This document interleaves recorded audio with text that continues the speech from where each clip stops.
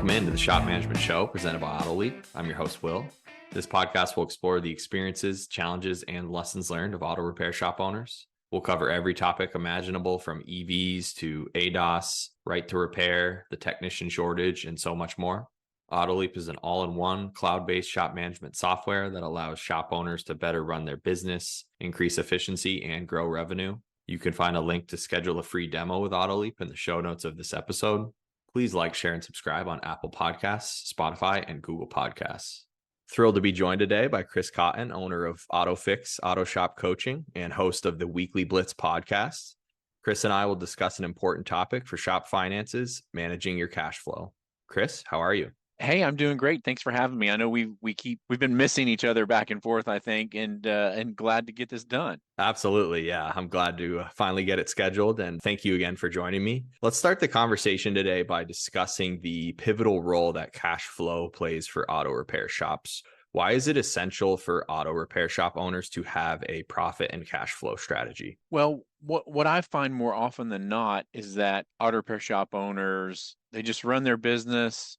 And then if they have cash, great. If they don't, then they find another way to pay for stuff, right? Like credit cards, secondary financing, which we all know is tough right now.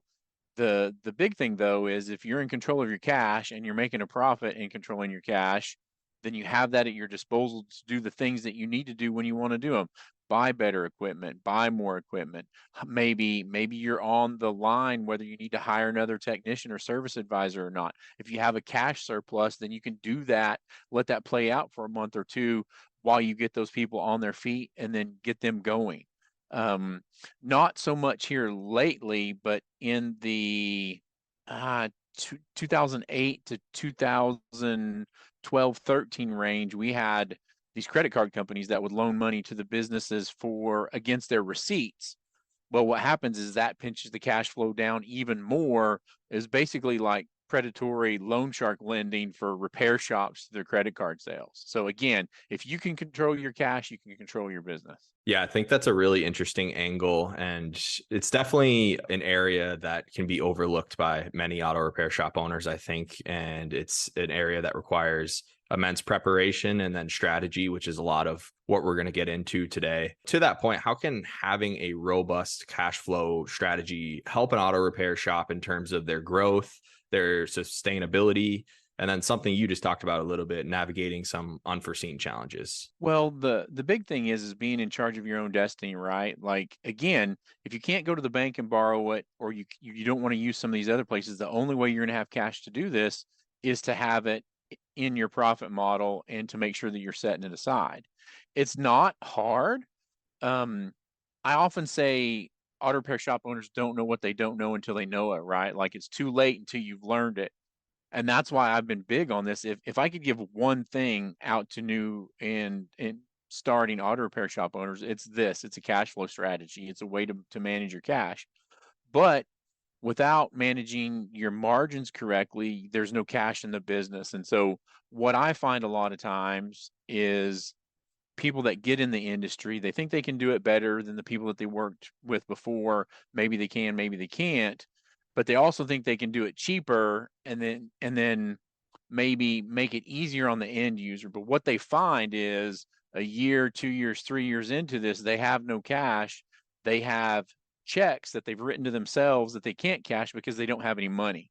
And shop owners are the nicest people on the planet, right? Like they all really, really enjoy taking customers, I really feel, and want to do that, but they do it to their own detriment. So they're there to help everybody else, but nobody's helping them and their family.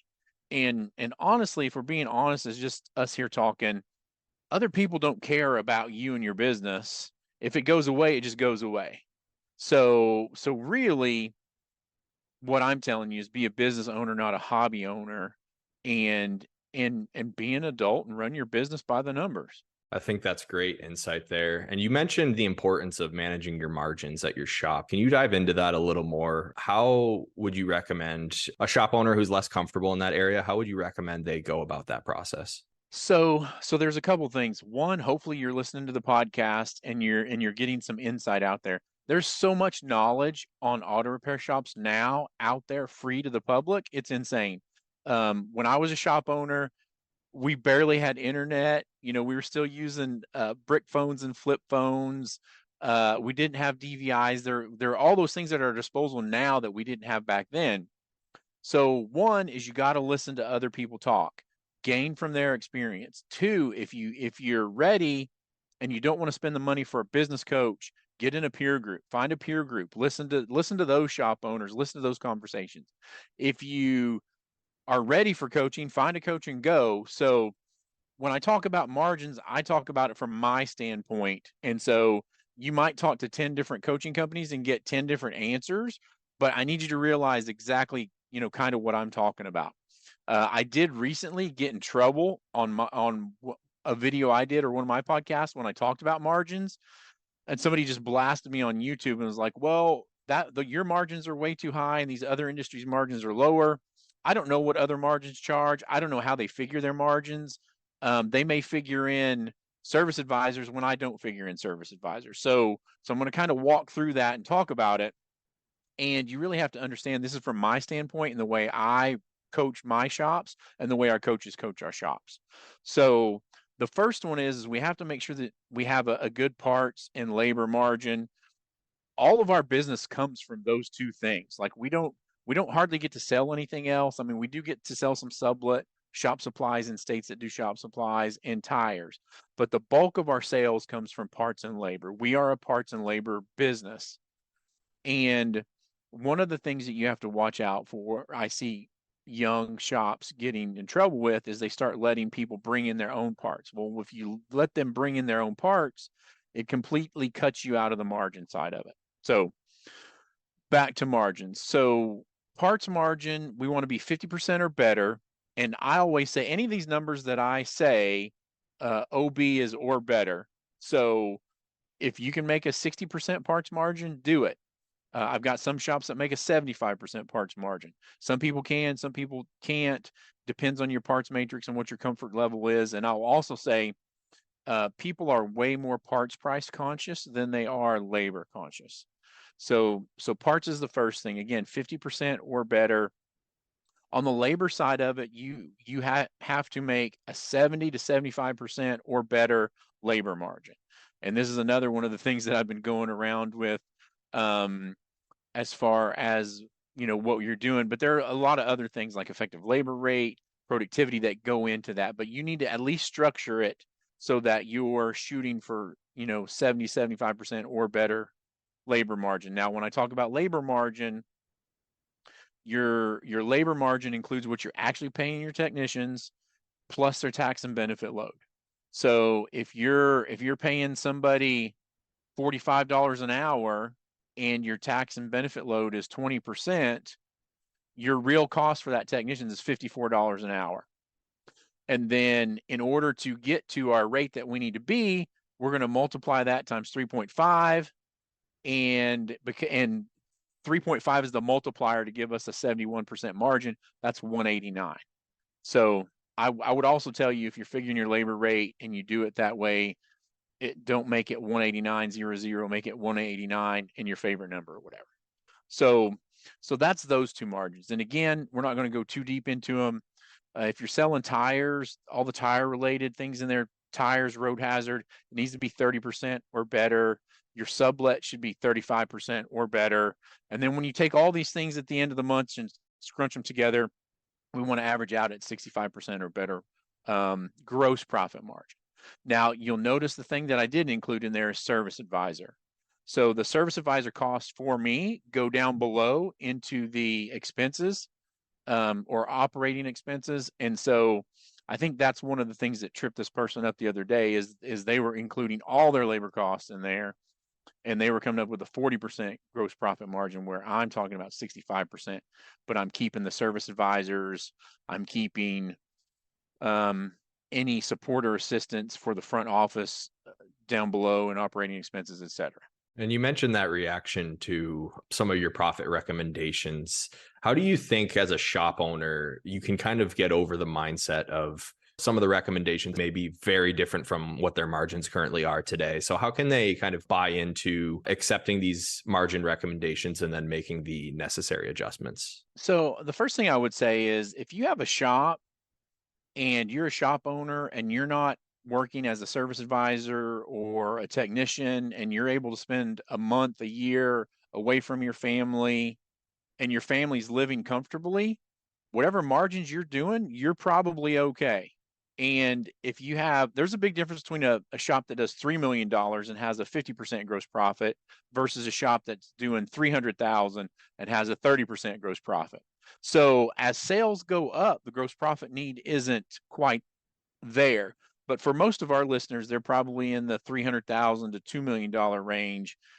And the gross profit numbers have to be where they need to be in order for you to be successful. Now, they have to be there in order to hire technicians and recruit staff and give them benefits.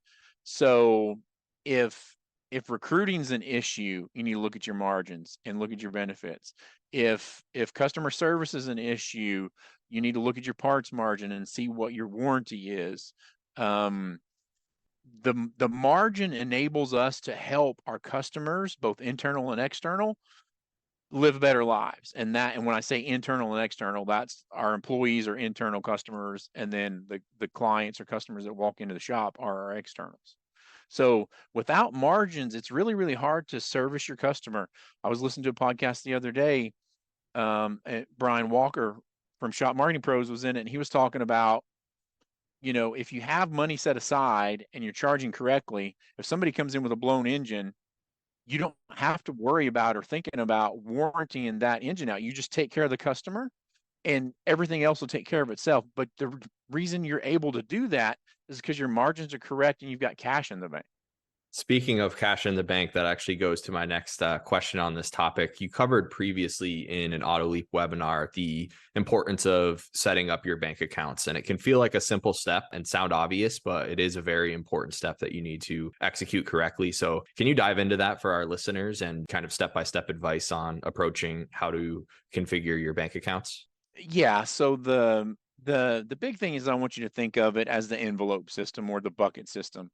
You're going to have different envelopes. If you had a home budget, you'd have a budget for, an envelope for groceries, an envelope for car repairs, an envelope for nights out and things like that.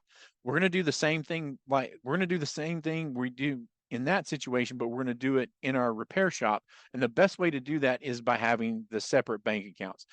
Usually what happens is all the money comes into one and then all that money goes back out of that one, including all of the household stuff that we have that the shop pays for. So that's another thing I want to say real quickly is number one, always pay your sales tax. Sales tax doesn't belong to you. Number two, don't commingle your funds. Pay yourself a check for your home budget and then budget for your home out of that.